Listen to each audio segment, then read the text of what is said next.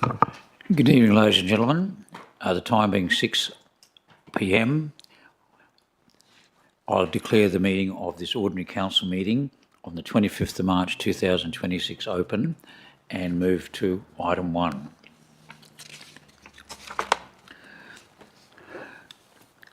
Declaration of opening and announcement of visitors. We don't have any visitors, but we do have a presentation subsequently. Acknowledgement of country. We wish to acknowledge the traditional custodians of the land in which we are meeting on, the Wandandi people. We wish to acknowledge and respect their continuing connection to the land, waters and community. We pay our respects to all members of the Aboriginal communities and their culture, and to elders past and present, their descendants who are with us today and who will follow in their footsteps. Item 2, leave of absence. I acknowledge we have a leave of absence from Councillor Brian Hastie and Councillor Kieran Noonan. Response to public questions taken on notice. Question number 1. Question 1 from Mike Norton, Peppermint Grove Beach. Did you want to read your question, Mike?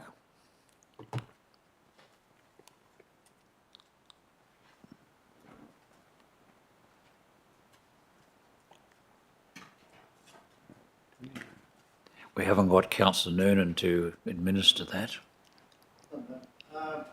Yes, this come out of the AGM in Boynup, isn't it? Beg your pardon? This come from the AGM in Boynup, or No, this is the one you asked about. Can I preface it by saying there has been a history of unruly behaviour in Capel. Do you want me to read it? sometime ago? Yes, there's been a history of unruly behaviour in the southern part of Capel. I've asked before about video surveillance, and I believe the Shire now has a policy on this. The police are not afraid to lay charges and supported by video evidence. So the footage is pretty important, and I'll press that one.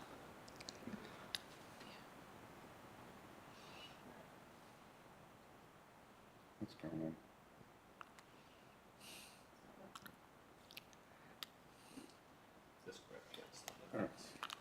We can hear Mr. Norton.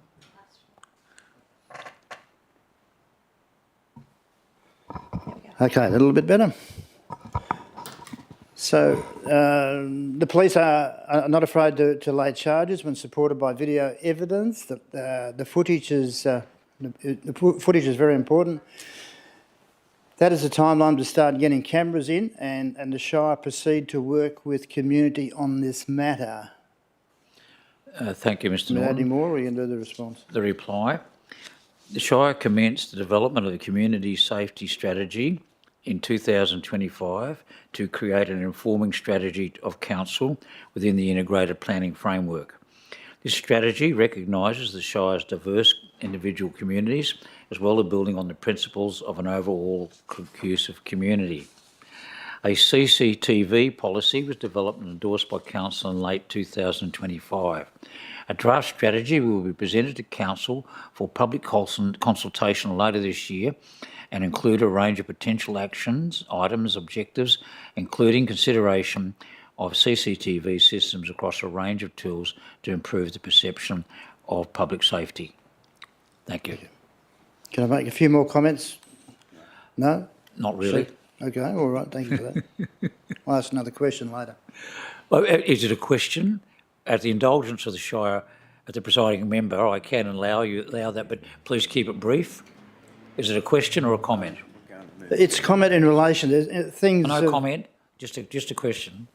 Question? Yeah. You might want to think about it. All right then.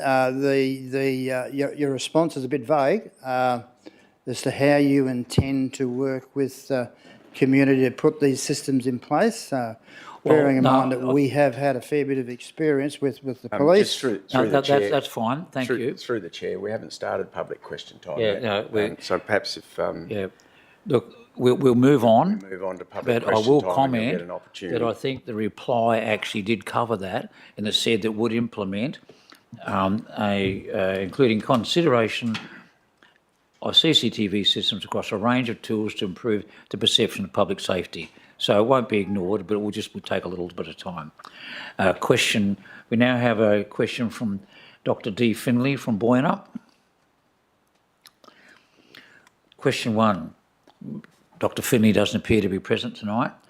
I would like to know if the Shire has received correspondence from Dawn Lowe of Animals Angels. I would like to know if the Shire has received correspondence from Amanda Dawn, the Animal Justice Party member of the State Legislature. Reply. The Shire has received correspondence from Animals Angels in November 25 and has responded accordingly. Council has received an email from the Office of Amanda Dawn in July of 2025, which was responded to by the previous Shire President. Thank you. Public question time. No questions of public nature. Applications of leave of absence. Got a list of public questions. Oh, okay. Well, I'm sorry. My apologies. We have written public questions. We have several questions from Suzanne Cruz. Is Ms Cruz available this evening? Then I'll read her questions. Question 1. My question refers to the Wild West Youth event that has not provided an opportunity to include, which in turn would support my small business, Dan Steps Southwest, operating in Capel and surrounding areas for 6+ years. My family has lived in the Shire of Capel over 20 years and has been very community minded. Please provide transparency with the decision-making, quotes, pricing requirements, tender process for Wild West in particular and future events. What can be done to include Dance Steps Southwest? Why not a local person as well? Response. The Shire of Capel has a council-adopted purchasing policy that governs procurement and purchasing. Within this policy is our local purchasing preference, which is referred to as a regional purchasing preference in Part 4A of the Local Government Functions and General Regulations 1996. Under the Shire preference, local suppliers are classed as being within the southwest region of WA. The region is made up of 12 local government areas, including the Shire of Capel. We can confirm the supplier who has been selected for the Wild West Youth Festival event by the Shire is based in Busselton and meets the criteria of being local within the local purchase preferencing area. In this instance, where the procurement process is relating to a purchase value below $5,000, the Shire officer was required to obtain one written or verbal quote from a supplier, which was done. There is no requirement to disclose the quote and pricing information, and a tender process is also not required. The event is part of a larger suite of events for Youth Week 2026, spanning across the entire southwest region and wider state, organised in collaboration with other local governments. The entertainment for this event has been decided, and there is no requirement for a second dance service provider. Question 2. There's always been a way to be inclusive and support local. The Shire of Capel is not a private or corporate company. Local community business should be supported as a priority. The staff member was aware of my business and made no contact. The initial contact was from myself, Dance Steps Southwest. What can be done to make sure local businesses are the priority choice over an outside Shire business or group? Response. On this occasion, the Shire officer contacted another suitable provider within the southwest that had been previously engaged with in relation to youth participation, which is deemed them as highly suitable for the provision of the services for this youth event. The Shire may, depending on the scope of services requested, seek to communicate via engagement platform Connect Capel, website and local media channels ahead of time and contact suitable service providers for required quotations. It is not the Shire's intention to contact the same provider consistently for services, as this would be deemed as anti-competitive and would provide our community access to a limited number of service options. It should be acknowledged that the Shire of Capel, through our annual event sponsorship scheme, has sponsored Dance Steps Southwest with approximately $15,000 over the last 3 financial years, recognising the contribution it makes to the activation of our Shire. The Shire considers that has been answered to the satisfaction and would appreciate seeing the matter resolved as considerable staff time has been expended in handling this query to date, and it is a position of council that Shire staff have not deviated outside of the purchasing policy that they are bound to operate within. Thank you. Next question on notice is from Dr. Don Finlay from Buena. Question 1. What is the Shire of Capel identified in the 10-year lease with Walser? Are they identified as the leaseor or lessor? Is Walser identified as the lessee or the tenant in the 10-year lease agreement with Walser? Response. As this question was submitted after the cut-off time, we will take this on notice and provide an answer by email and in the agenda for the April meeting. Question 2. What is the individual council member's liability insurance coverage as regards their function as a council member? What is the Shire of Capel liability coverage limit? Answer. As this question was submitted after cut-off, we will take this on notice and provide an answer by email and in the agenda for the April meeting. This question came in around 3 p.m, I believe, so I do make the point that it was a bit late. Okay. Public question time. Being no public questions, application for leave of absence. We have an application from Councillor McCleary for the months of April and May. Can I have a mover for that motion, please? Mover Councillor Sharp, seconded Councillor Mogg. Those in favour?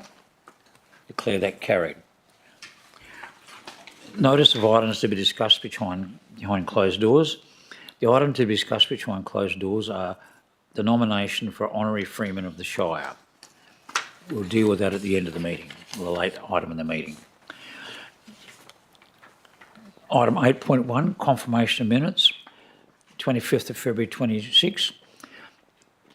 Recommendation 8.1, the minutes of the confirmation of minutes, 25th of minutes on the confirmation of minutes, 26 be confirmed as a true and correct record. Can I have a mover for that motion, please? Councillor Voyers, seconded Councillor Mogg. Those in favour? Declare that carried unanimously. Confirmation of minutes, special council meeting 11th of March 2026. The minutes of confirmation of minutes, special council meeting 11th March 2026 be confirmed as a true and correct record. Can I have a mover for that, please? Councillor McCleary. Councillor Sharp, seconded. Those in favour? Declare that carried.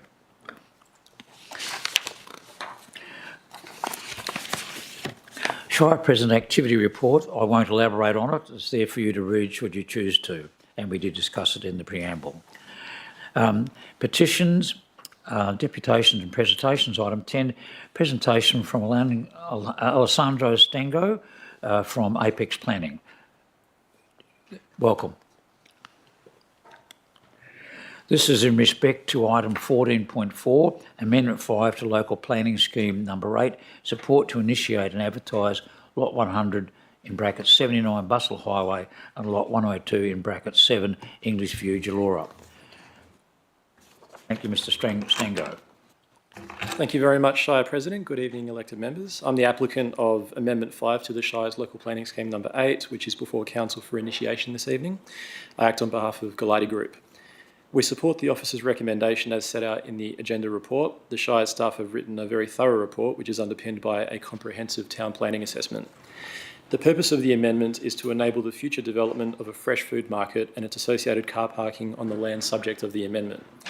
Galati Group is very excited to be creating an opportunity to offer the surrounding communities with affordable fresh food, particularly during a time of economic uncertainty and cost of living pressures. We worked closely with the Shire officers and the Department of Planning, Lands and Heritage over the course of 2025 as part of the pre-lodgement process.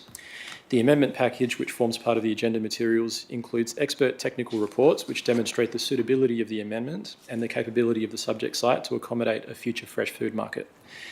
The way we are seeking to amend Local Planning Scheme 8 has been confirmed in the officer report as responsive and appropriate, as it retains the existing zoning of the lots forming the subject site and involves targeted changes to scheme provisions to eliminate the potential for unintended or unexpected development outcomes. As outlined in the officer report, the strategic town planning context of the site, which includes the Shire's local planning strategy and State Planning Policy 4.2 activity centres, allows the intensification of an existing activity centre where it's justified by catchment demand and community benefit. Both of these matters have been comprehensively demonstrated through the supporting needs assessment and net benefit test prepared by Praxis. For these reasons, we respectfully request that Council resolves to endorse the officer's recommendation and initiate the proposed amendment. Thank you very much. Thank you, Mr. Stango. We move on to the Chief Executive Officer's reports. 13.1, motions from the 2026 annual meeting of electors. The recommendation on 13.1, that one, Council Decision AE 2026/03 relating to training of staff around procedures for cemeteries. Notes Decision AE 2026/04 relating to differential rating policy for short stay accommodation. Can I have a move for those motions, please? Move Councillor McCleary, second Councillor Ferguson. Councillor McCleary. Thank you. Look, I'll speak briefly to the part 2 of the motion. This regards this particular intriguing topic of differential rates for short stay accommodation. It's been, I think, discussed amongst fellow councillors that this should come up as a forum discussion point, and that the detail of this could be alive for consideration during the budget discussions and determinations.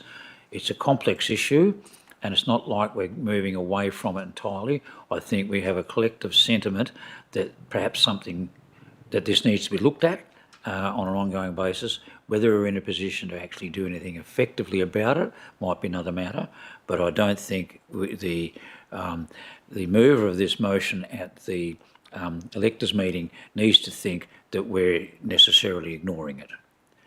Do I have any further speakers for or against? For or against?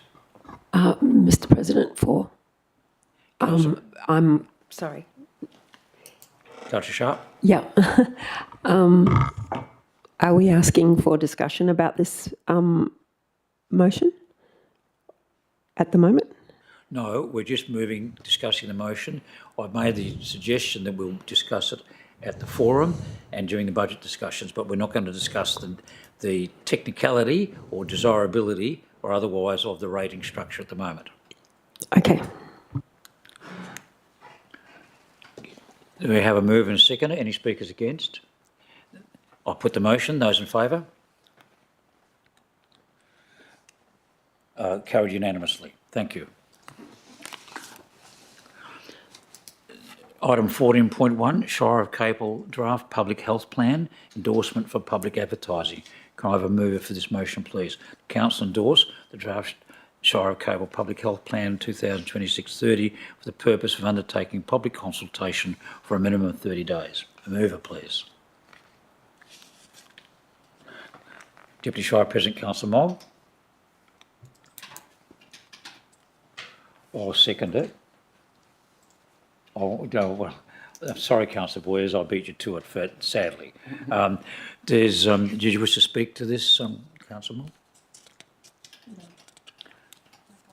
Moore? I'll speak to it briefly. I think the report indicates that the local government public health plans in general have been an extraordinarily effective tool in ensuring community public health, and this plan is a requirement of the state government legislation, and I think it is such a commendable, not so much an initiative, a continuing program that the Shire is engaged in, and I commend it to my fellow councillors. Any speakers against? I'll put the motion. Those in favour? That's carried unanimously.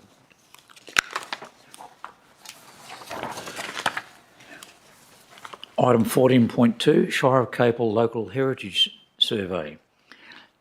Recommendation that council initiate public advertising of the draft Shire of Capel Local Heritage Survey contained in attachment 14.2.1 for a period of 21 days, pursuant to no objections or nominations of heritage places being received during public advertising or any other recommended changes being made by Shire officers, endorse for final adoption the Shire of Capel Local Heritage Survey. Can I have a move for that motion, please? Councillor Sharp. Seconder. Councillor Montgomery. Gee, what's the matter, blokes? Councillor Sharp. Thank you, Mr. President. Local heritage and the incredible history of the Capel region needs to be valued and gotten out there, such as this great document. I'm really looking forward to the public response on this incredible body of work. Thank you. Councillor Montgomery.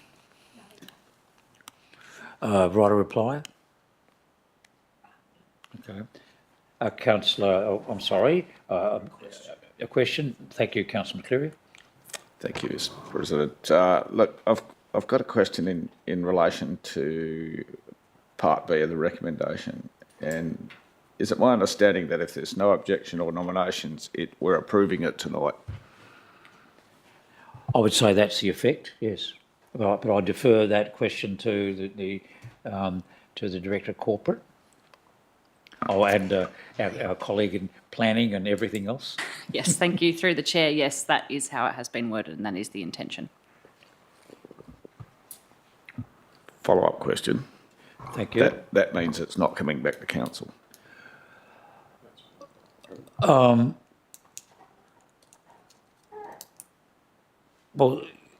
no, not quite. I mean, if I read the recommendation, it says there's no objections. Through the chair, it wouldn't come back to council if there are no objections or not further nominations. However, if there are, then it would have to come back to council.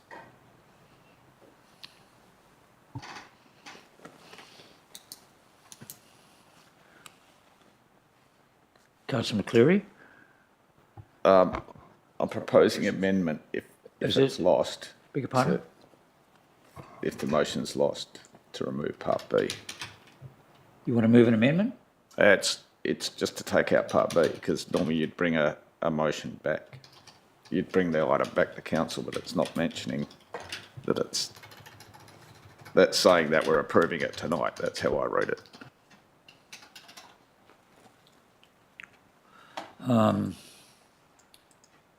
Through the chair, that may well be how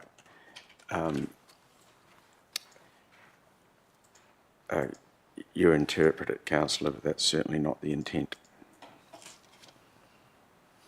It will only not come back to council if there are no objections or nominations.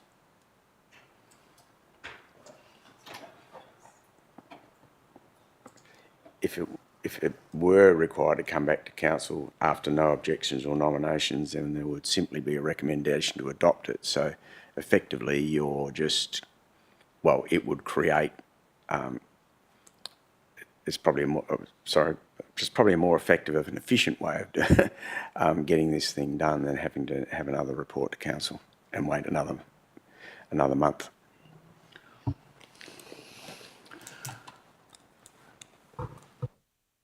Are you Moving an amendment, are we? are you comfortable with that, Councillor McCleary, or are you moving an amendment? No, I'll leave it. Okay. Right a reply to the mover. Okay, foregoes right a reply. I'll put the motion. Those in favour? That's carried unanimously. Thank you. Proposed FOGO 14.3, proposed FOGO service. The recommendation, no doubt you've all read the report, that Council, 14.3, Council supports the continuation of FOGO waste collection services in the Shire of Capel through the transportation of material to a non-local processing facility, 2 applies to the Department of Water and Environmental Regulation of the South West FOGO rebate subsidy to the value of $95 per tonne commencing on the 1st of July 2026 until the 30th of September 2028. 3, authorise the CEO to call a regional request for tender for local processing of FOGO material. Could I have a mover for that, please? No, Councillor Shiano, I'll second it. Councillor Shiano. Yeah, thank you, Mr. President. Look, as while this isn't exactly the perfect outcome in the matter of dealing with the changing landscape for FOGO in the southwest, I am satisfied that this is probably one of the best outcomes we could achieve in the short term. And the credit to that goes to the work of not only the Shire President, but other mayors and presidents from the Southwest Councils who have worked quite collaboratively to get this commitment from the state government to support the transport rebate. And not only that, but that rebate has been significantly increased from the initial announcement that was made back in 2025. And I do think that I have probably erred on the line of the option of scrapping the third bin altogether, given along this process, just given the costs associated with that, with keeping the service, and also the sort of lack of any sort of tangible strategic plan around what we'll do for the management and transfer of FOGO waste in the future. However, I think that the reality is that to do that could be quite reckless in the amount of cultural work and education that's occurred over the last 20 years. And, acknowledging the fact that the Shire of Capel was one of the first local governments in Western Australia to adopt a 3-bin service. And look, I have my frustrations. This is part of a larger waste management strategy from the state government, and I still strongly believe that if local government is expected to meet the expectations of that state waste strategy, then there should be some level of support from state government to help us do that.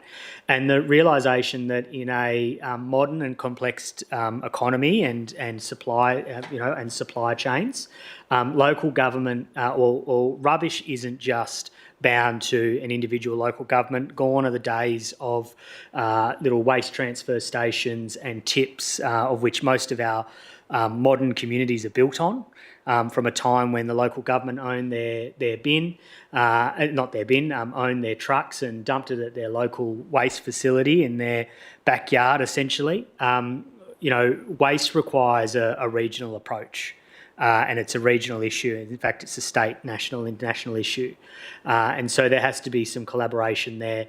There is, of course, underlying that at the end of the day, there is some expected increases, but I take that with caution at this stage, given that I think the third part of this recommendation is essentially to begin that tender process. I think that the staff have done an outstanding job to try and model that to the best ability that they can.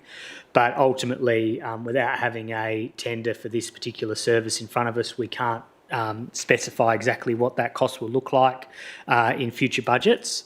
But I think with the support from the state government, I think that it's only reasonable over the short term to continue providing that third bin service, and to also to go down the path of obviously transport to Perth. I think that's a much better outcome than what we've got at the moment.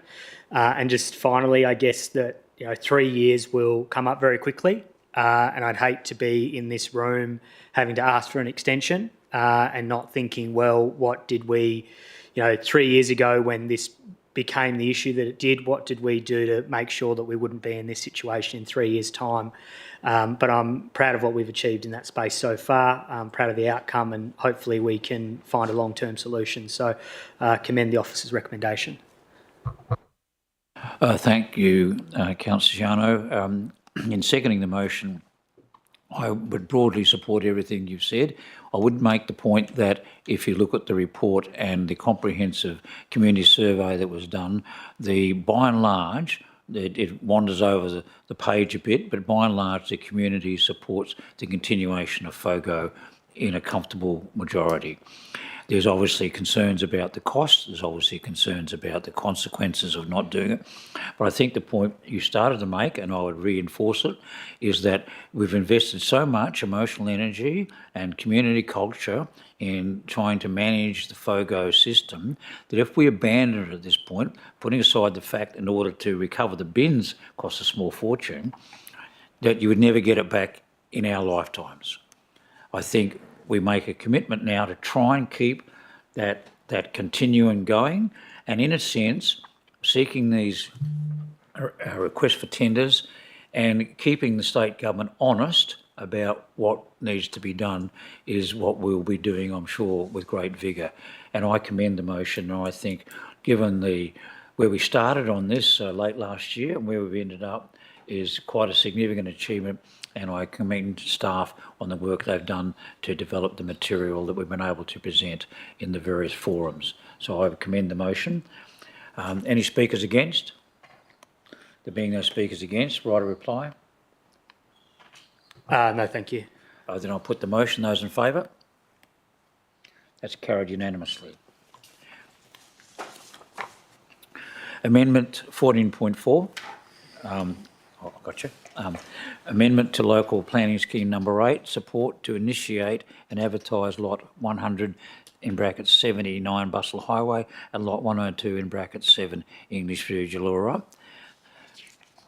The proposal is, and I don't know that I want to read it in its entirety, and I think the important one is none of them are unimportant, of course, but perhaps I should read it. In accordance with Section 75 of the Planning Development Act 2005, adopt, initiate Amendment Number 5 of the Shire of Capel Local Planning Scheme Number 8 is shown in Attachment 14.4.1.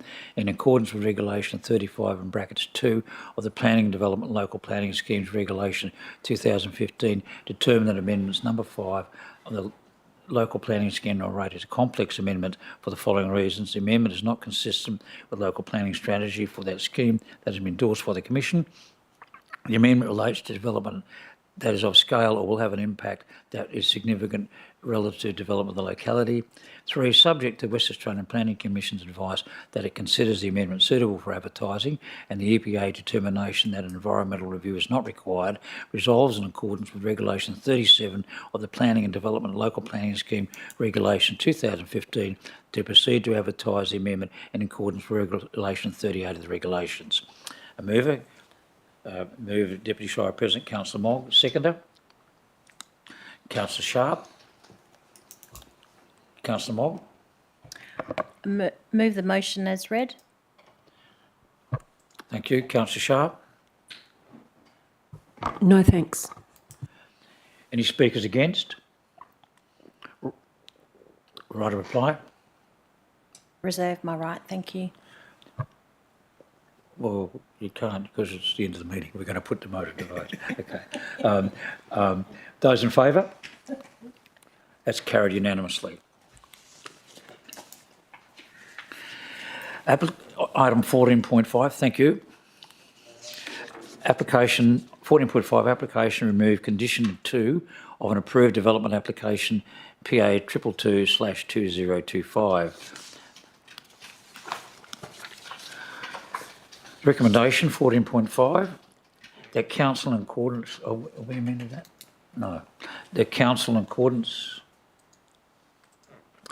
with Section 31 of the State Administrative Tribunal Act 2004 approves the removal of condition 2 from the development application PA 222/2025 ancillary development dwelling at lot 12, 366 Goodwood Road, Capel.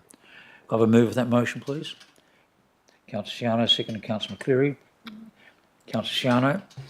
Yeah, thank you, Mr. President. Look, I think it's a very simple matter. It's also Section 31 from SAT, so essentially it's a polite way of the SAT inviting us to maybe Get on board. do as we're told. So I do think the nature of the removal of condition is quite minor as well, and I think the argument made by the applicant is reasonable. So I'm happy to take SAT's advice on this one and reconsider under Section 31 and support the officer's recommendation. Councillor McCleary. Thank you, Mr. President. Thank you, Councillor Chiaro. Look, I totally concur with your thoughts on this one. It's a pretty minor amendment. Any speakers against? I'm going to add a gratuitous comment. If you read the officer's report, particularly advice from the SAT, we're on a hiding to nothing. So, you know, I think. So yeah, I'll put that motion. Right to reply, Councillor Ciano. I'll put that motion. Those in favour? Declare that carried unanimously. Contaminated site, 14.6, contaminated site policy. Recommendation 14.6, the council adopt the contaminated sites management policy, ensure comprehensive detailed site assessments to be updated or completed in consultation with the Department of Water and Environmental Regulation, develop a prioritisation framework for all contaminated sites to inform future funding in the long-term financial plan, develop a community engagement program to inform the community of potential risks associated with contaminated sites and a campaign around illegal dumping of contaminated and other waste. Can I have a move for that motion? Move Councillor McCleary, seconder. Councillor Sharp. Councillor McCleary. Thank you, Mr. President. Contaminated sites has come up on a number of items. Even earlier tonight, it's in the health report, so it's sitting in there. We see it in the risk and audit committee, which is initially where it arose. We've developed plans for what we do with each sites, and this is just tidying all up so future sites can be identified and controlled under the Act. Councillor Sharp. No, I concur with what Councillor McCleary has said. It's very important to get this sorted out and right. Definitely the management procedure for contaminated sites is a priority in my eye anyway. Any speakers against? Right to reply. I'll put the motion. Those in favour? Declare that carried unanimously. 14.7. Request for tender, 2515 Jules Road, North Shared Path and Traffic Island construction. The officer's recommendation, there is an amended recommendation. I think you all have it in front of you, so I'll read the amended recommendation if you're all comfortable with that. The council, the council authorises the acting Chief Executive Officer to sign a contract on behalf of the Shire of Capel with Sully Civil up to a value of $296,411.30, excluding GST, for the Jules Road North Shared Path and Traffic Island construction project. Can I have a mover for that motion, please? Councillor McCleary. Seconder. Councillor Sharp. Councillor McCleary. Thank you, Mr. President. Thanks, Councillor Sharp. This is, it's good to see this coming to fruition. The path along Jules Road has been long needed, and thankfully we're getting a substantial bit of my funding from Main Roads to complete this bit of work due to their work further along on Jules Road, and also the impacts that linking caused to residents along Jules Road. So I think it's very important that we complete this path. Thank you. Councillor Sharp. Thank you, Mr. President. Yeah, no, I totally agree. In light of Jules Road being an area that has quite a bit of foot traffic and walkers, and the connectivity now up to the extension of the Woolman-Wadandi Highway via Lilydale, I think it's very important to get this construction project completed. Thank you. Any speakers against? Right to reply. I'll put the motion. Those in favour? Declare that carried unanimously. Okay, item 15.1. I'd like to move the motion, and it's the alternative motion or recommendation. That is, Council authorise the Shire President and CEO to enter into a Noongar Standard Heritage Agreement that will facilitate the protection and preservation of the Aboriginal sites and/or objects within the district. Moved, Councillor Ferguson. Do I have a seconder, please? Councillor Sharp. I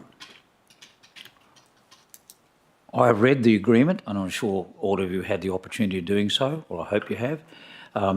It's many, many pages, a lot of it what I would describe as basic boilerplate, but the essential element of it is that we need to respect, or we undertake to respect, the Aboriginal sites that have been identified by the Aboriginal community, and when we're working on them or engaging with them or visiting them and what have you. And to me, if something doesn't quite work out, the fundamental safeguard, not that I think we should actually ever need to utilise it, is that we can unilaterally disengage from this agreement with 30 days' notice. So if for some reason it turns into some awful onerous obligation that some people might be apprehensive about, we can get out of it if we choose to. And I don't think that's likely to occur. I just think that this is a small step in the overall arc of trying to deal with the situation where we stole it. And, we've had 250 years to work on it, and we're gradually working on it, and I would support this wholeheartedly. Seconder? No, thank you, Mr. President. I certainly agree with what you said. Any speakers against? Speaker against? Councillor No, I have a question, Mr. President, if I can direct through the chair. I'm just inquiring whether or not the Shire maintains an Aboriginal heritage register. Just noting, obviously, that we had just endorsed a local heritage survey document earlier in the meeting, which was purely European heritage. I'm just wondering if the Shire maintains an Aboriginal heritage register.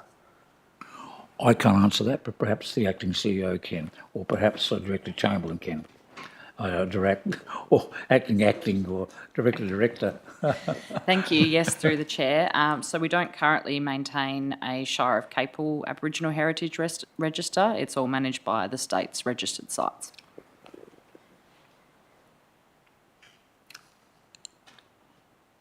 Okay, so just a follow-up question. So the agreement requires activity notices to be given whether that there is likely to be Aboriginal heritage within the activity site or not. So what would be the process then for the administration to identify the need for an activity notice to be given? Is it essentially where there's a known site, or when will those activity notices be raised?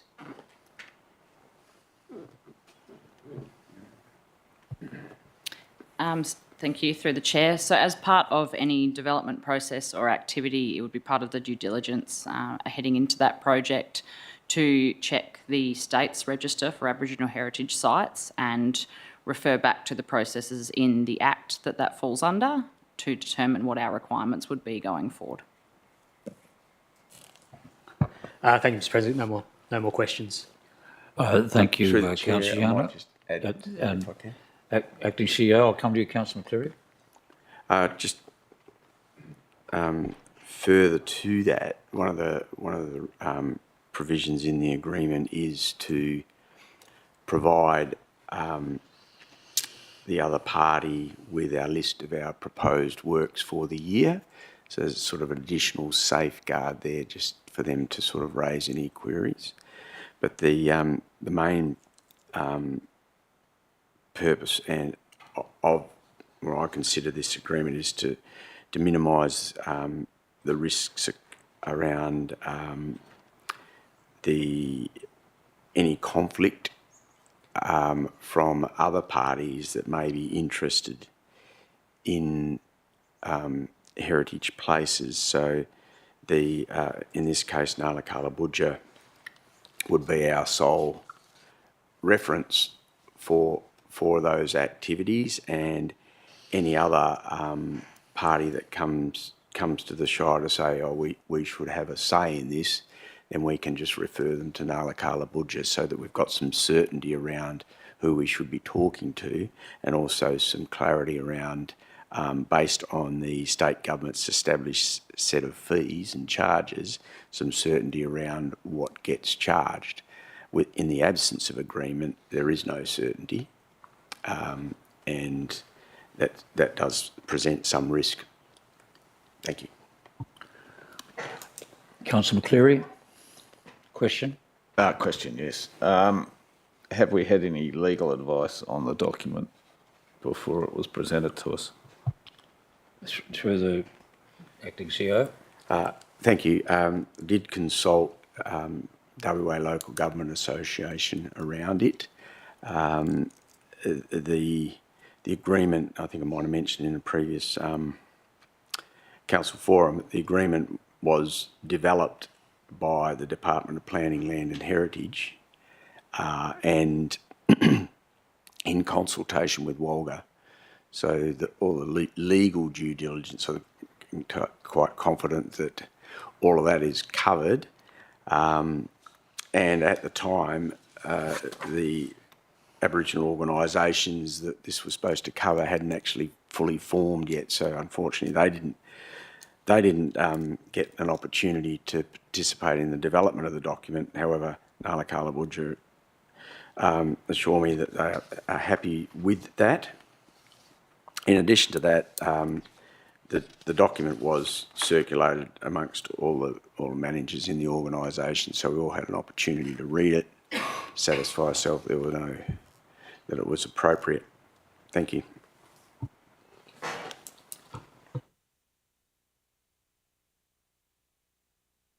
You happy with that, Councillor McCleary? Yeah, it's just that one of the clauses in the document reads, have had the benefit of legal advice in respect to this NHLG and effect of it on the rights, obligation, liabilities of each of the parties to it. So that's one of the clauses in the agreement. And what you're telling me it's a quasi-legal review, or Walga's done the review in a legal sense. Did you wish to comment further, acting CEO? I'm sorry, I don't have the document in front of me because the computer's decided it doesn't want to talk to the network. But is that at the end of the document? It's actually in the agreement. Right. It states that you've had the benefit. Sorry, it's actually in the agreement, and it I can't remember what page. I just extracted it from it, but it was an item A, and that's I was just reading it word for word what came out of the document. So it's probably worth having a bit of a check on it. I can. Sure, I'd need to read it to just establish the context of that. I'm not aware. Well, I guess both parties have checked the agreement and are happy with it. Yeah. I'm not sure what the context of that clause is. And I didn't quite catch it when you read it. I'm sorry.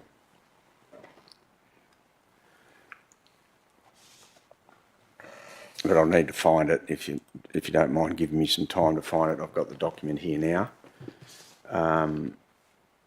Is it at the end of the document or somewhere in the middle, or did you? Because I don't recollect it. Is it a schedule or is it?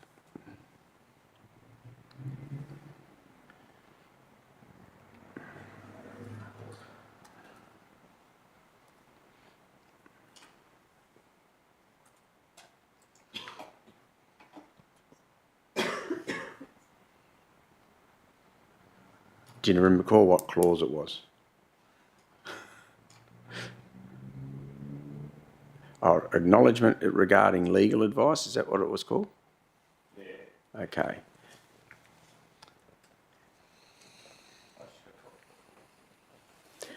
Right, so it reads, each party, so this is each party agreeing and acknowledging that it has had the benefit of legal advice in respect of the agreement, paraphrasing, and the effect on the rights, obligations and liabilities of each party to it, and has been provided with an opportunity to consider that advice and all of the provisions in this agreement before entering into it. So that's really a protection for each of the parties to make sure that they've got advice.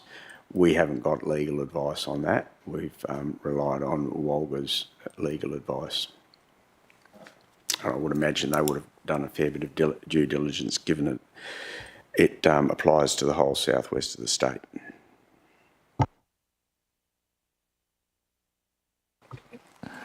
Any further questions or speakers, for or against?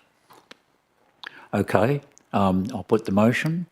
I'll defer, don't take my right of reply, other than to say that for comfort, this agreement has been recommended by Walga, and I think the reputational cost of not moving forward on this would be something we would not seek to have. Thank you. So I'll put the motion. Those in favour? Carried unanimously. Thank you, councillors.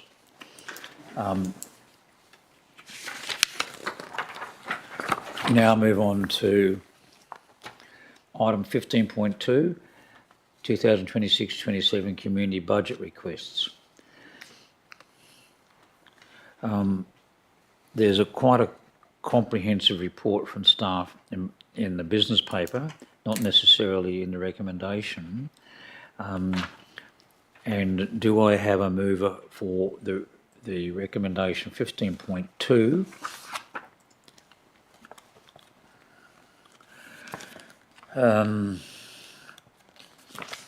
Which I think I'll defer from reading in entirety. What do you think, Mr. Atkinson? Oh, that's fine. Yeah. I think that the council endorse the inclusion of the following community budget requests in the 2026 draft annual budget. A, commit to expenditure of $38,455 to the artificial turf wicket at Ferndale Park, Dolyala. Shire of Capel, 12,515 cash contribution. 8,644 from the Rising Stars Cricket Club, and $17,287 from the Australian Cricket Infrastructure Fund. That's recommendation A. Recommendation B, commit expenditure of $5,639 to the development of a freestanding structure, in brackets patio, at the rear of the Capel Roads Board building, which is now currently operated as the Senior Citizens Centre and is also used by the CWA. That's been partially funded by an in-kind contribution, and council's contribution to that is $5,639. Number two, council endorse the inclusion in the 26-27 draft budget of $50,000 towards the development of an integrated planning reporting framework and forming strategy to replace the 2013 Community Facilities and Service Plan. Do I have a mover for that motion, please?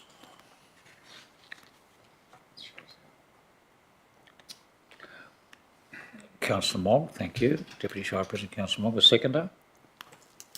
Councillor Sharp. Councillor Mogg, did you wish to speak to it? Councillor Sharp. No, thank you, except I did declare an interest last week in this matter. Indeed, there was a series of interests declared on that particular item. That was from Councillor Sciano, been partially from Councillor Sciano, and a partial interest from Councillor Sharp, and a partial interest from Councillor Mogg. She's declared on two of the items. They have been received and acknowledged, and as an impartiality interest, they're able to participate and vote on the item. Any speakers against? Councillor Sciano. Yeah, thank you, Mr. President. Not speaking against, but I wish to move the amendment which I've given notice to Council earlier today, and that writing is available, but for the benefit of the record. So that is to move and insert a new Part 2 that the council endorse the inclusion of $25,000 in the 2026-27 draft annual budget towards the completion of detailed designs for toilet upgrades, including disability access at the Elgin Hall, in line with the scope of work outlined in attachment 15.2.3, and that part 2 become part 3. Do I have a seconder for that amendment? Councillor Sharp. Sorry to speak you. Councillor Shiana. Yeah, thank you, Mr. President. Look, this is always a particularly hard decision you make each year because as members of our community as well, obviously you know there's always a desire to do and deliver as much as you can for these organisations which are often maintaining our infrastructure and our assets, along with activating and engaging the community as well. One particular project that I'd been following quite closely, and I have respectively declared an impartiality on the matter because I have been quite familiar with the Elgin Hall, is they have identified the need to upgrade the accessibility of the toilets within that hall. And they've obviously made a community budget submission, which was some of the advice that, Council, remember I was on the record in this room when they first presented about it late last year, that this was probably the best mechanism available to them to apply for funding. Now, obviously at the time, the amount that was put forward was significantly lower than what the administration has estimated the cost of the total project to be. And I respect and understand the administration's decision not to recommend that project for approval in its entirety at this stage, and respect the fact that point 3 obviously looks more strategically at our community spaces plan. But the reality is that this building is one of our assets, and there should be a desire to improve the accessibility and functionality of that building. The Shire uses that building on regular occasion each year. The annual volunteer breakfast is one of those examples. It is one of our assets as well, as I've mentioned, but also one of our oldest and most ageing community hall spaces within the Shire. And looking for the most similar space that I could think of, and going through our local heritage survey earlier in the meeting, the only one that I can pinpoint that is marginally older than the Elgin Hall would be the Seniors Hall across the road, which was 1926, and the Elgin Hall was 1931. And so, look, it is an ageing building. It will, at times, come under these types of pressures to modernise its access and bring it to a newer standard. I think the Elgin Hall Committee has taken plenty of initiative and also been very open to putting forward some of their own funds. So essentially what the amendment is proposing tonight is that I'm not asking council to endorse their original application, but instead endorse the inclusion of the $25,000 to complete the detailed design work. Now, I've consulted with the administration around what that figure needed to be for this amendment, and $25,000 was the figure I was given. I think that's a bit steep, but I don't have the planning credentials or experience that they do, so I'll accept it for the value that I've been given. If it comes in well below that, then I think that will be a great little budget surplus in that line item. So look, Council, I'm just seeking your support to essentially get this process underway and endorse the completion of detailed design for the Elgin Hall.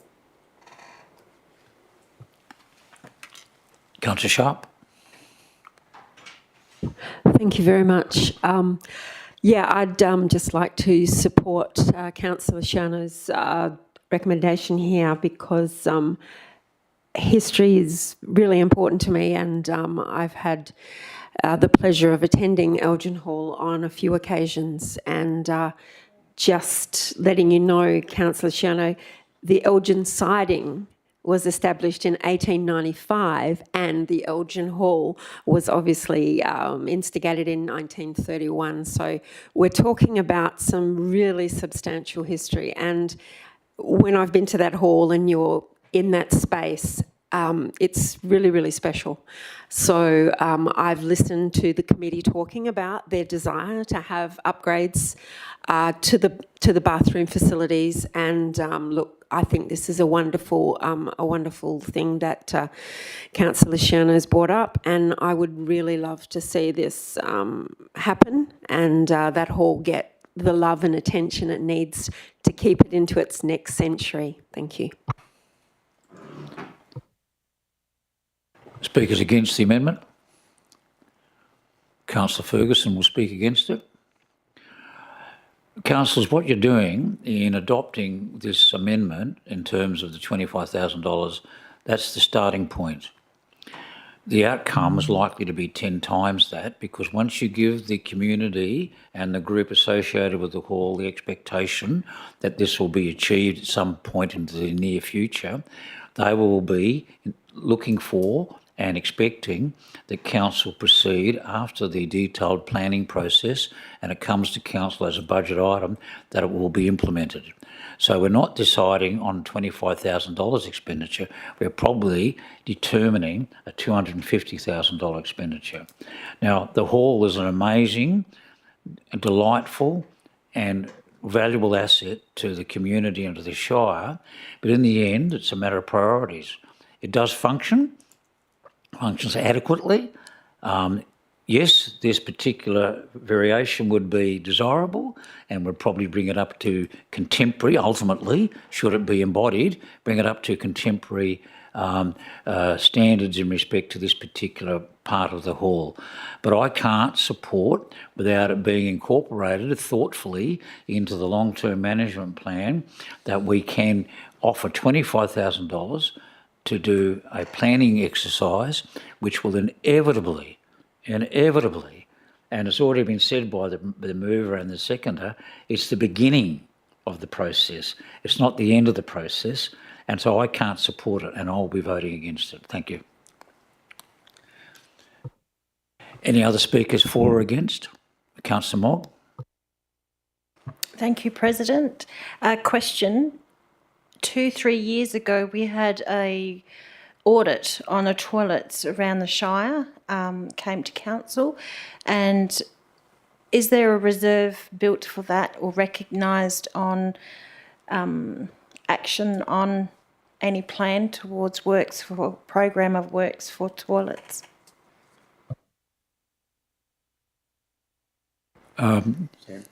Director Chamberlain. Thank you. Thank you for your question through the chair. Following that conversation, and I think the desire to be able to design a capital work programme around toilet refurbishment throughout the Shire, that actually hasn't happened yet. So no, there isn't anything.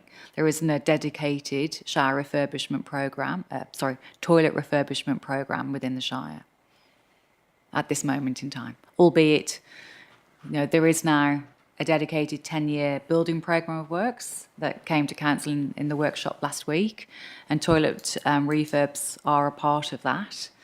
And I suppose through continued negotiation with council and I suppose a needs analysis throughout all of the toilet infrastructure throughout the Shire, there will be opportunity to identify on a needs basis sort of what refurbishment needs to be done within that 10-year programme and beyond, and then will be included in the long-term financial plan. Thank you. Any further speakers against?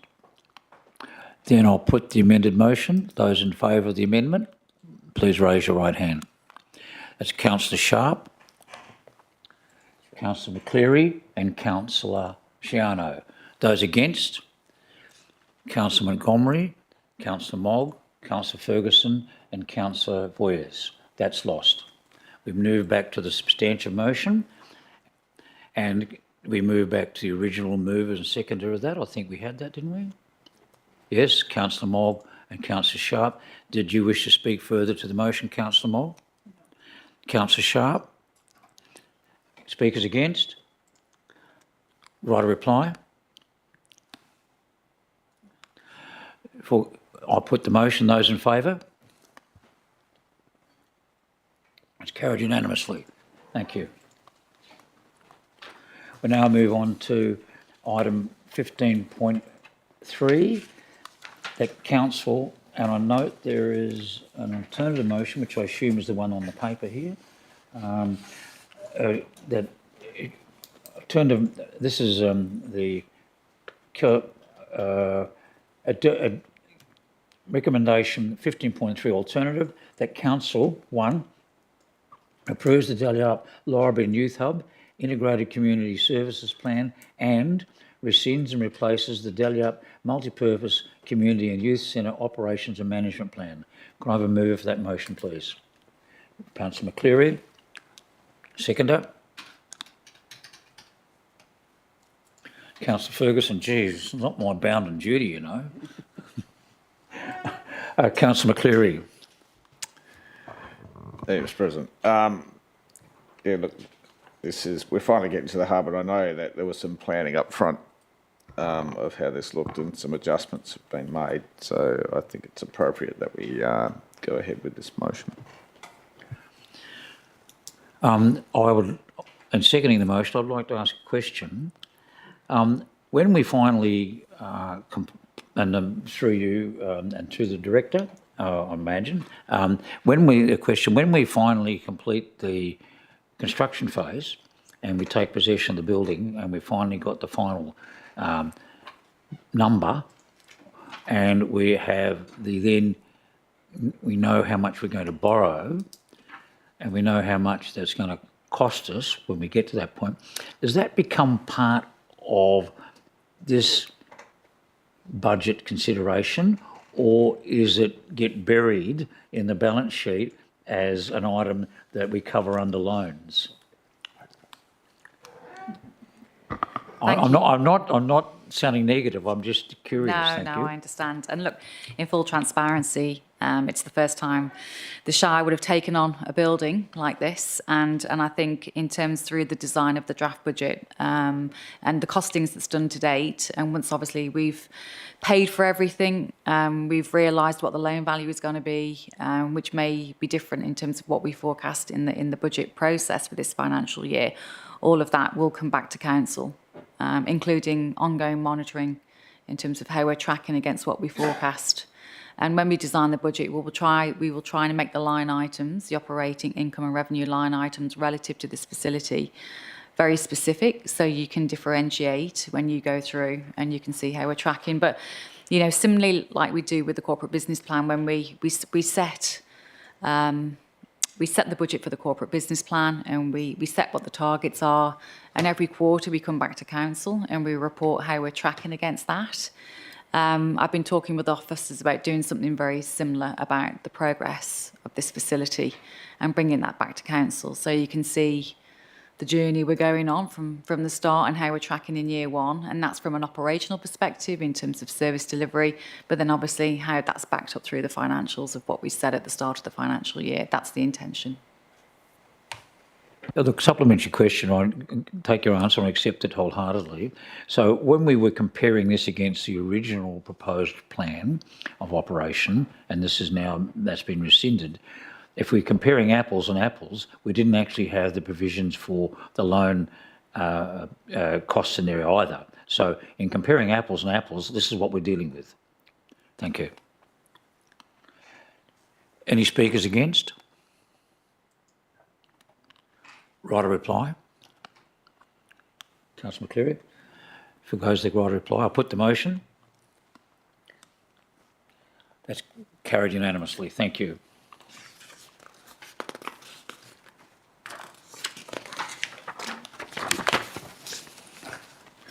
Item 15.4, Corporate Risk Register Quarterly Report. Council endorses the Corporate Risk Register and accepts the proposed treatments following the register review by the Audit Risk and Improvement Committee at its meeting on the 25th of February 2026.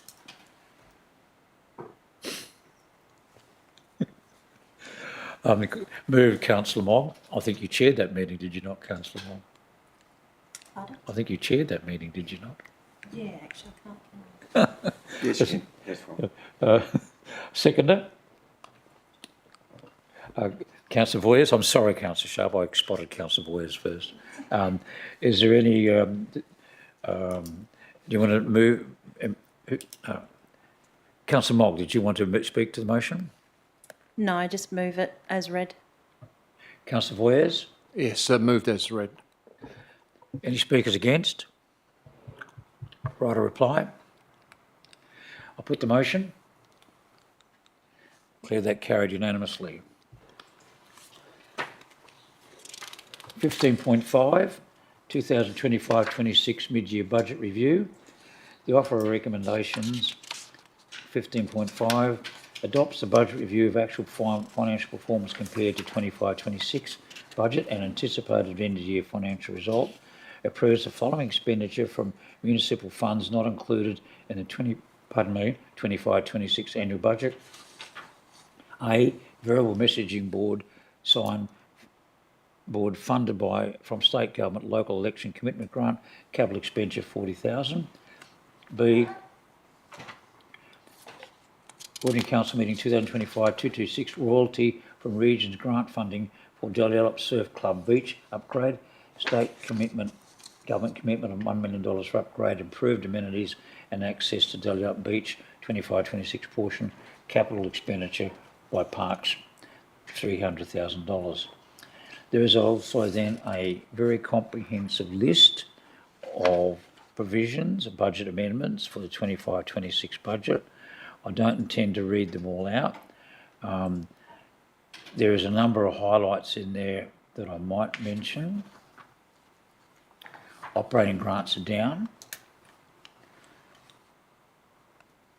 All employee costs are substantially down.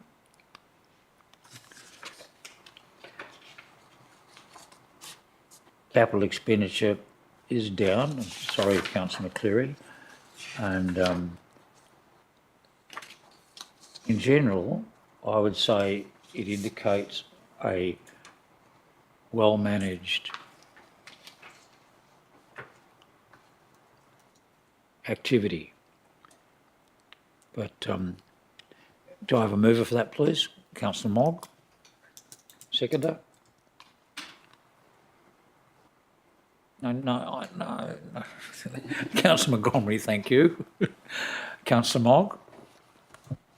Thank you, Mr. President. I move the motion as read. Yeah, Thank you, President. I move the motion as read. thank you.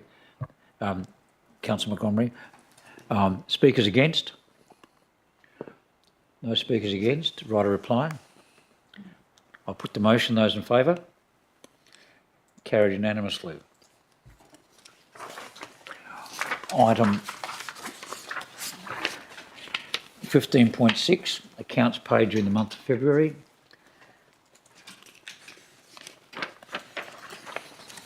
Office recommendation that in accordance with Regulation 1311 of the Local Government Act, Regulation, 1996, the list of payments made under the delegated authority for the month of February be received by Council and recorded in the minutes of Council, the summary of which is follows.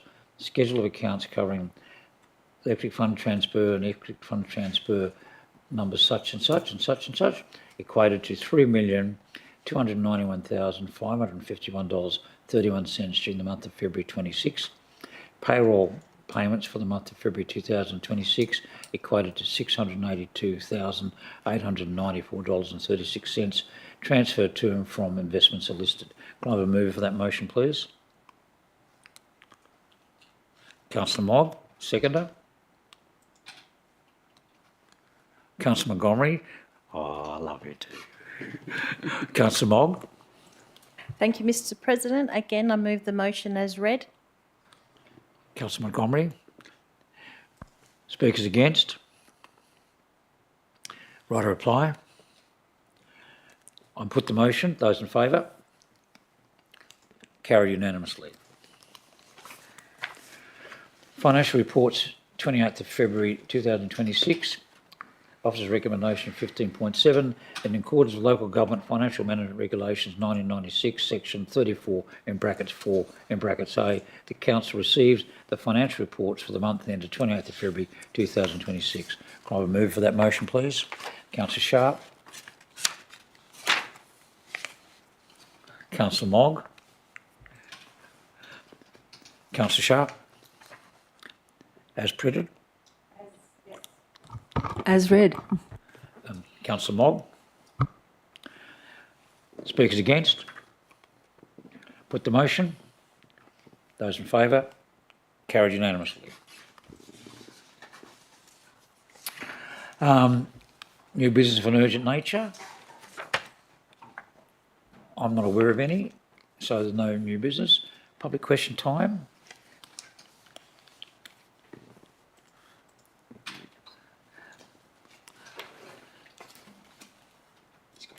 Name and location, please. Mike Norton, President of the vast zone of WA Farmers, speaking here on behalf of farmers this evening, Mr Chairman. And it's in relation to Boynup sale yards and the proposed agricultural precinct. I have sat on your advisory committee on under 2 occasions in relation to this venture.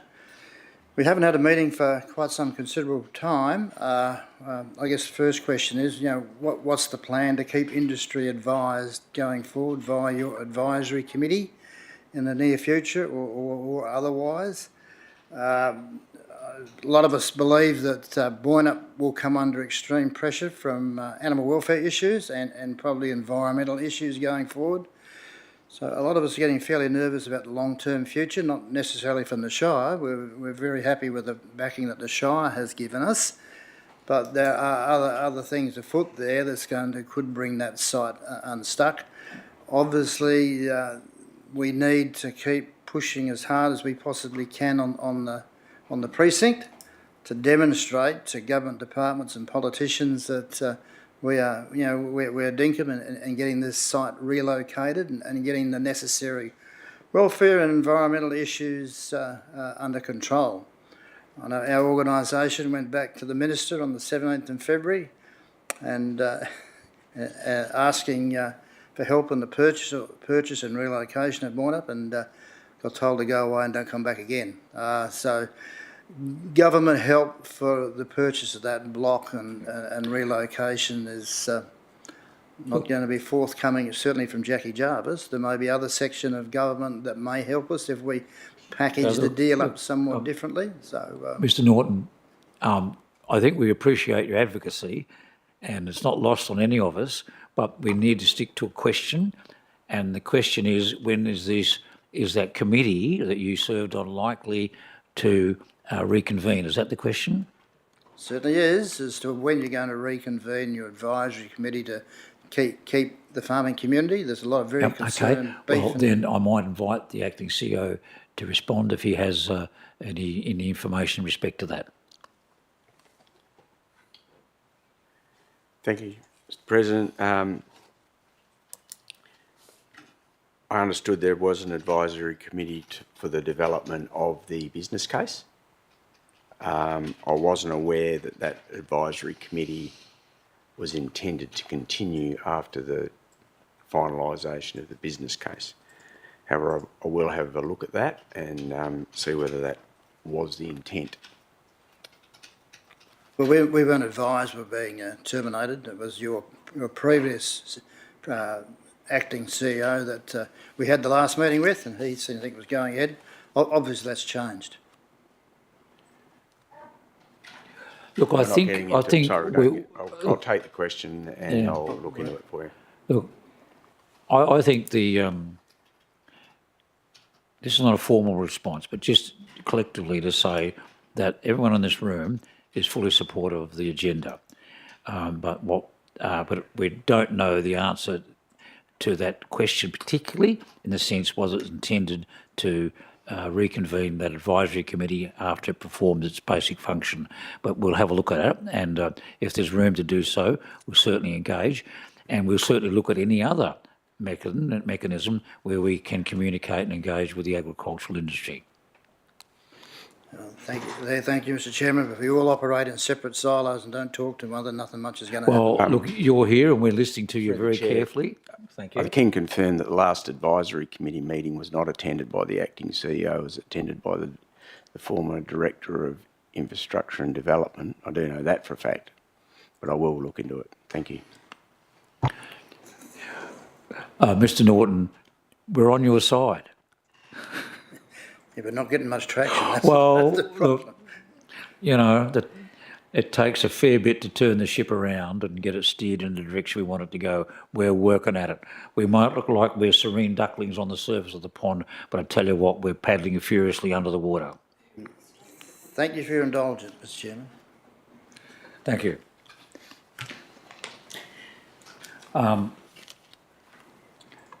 Motions without notice? We have none.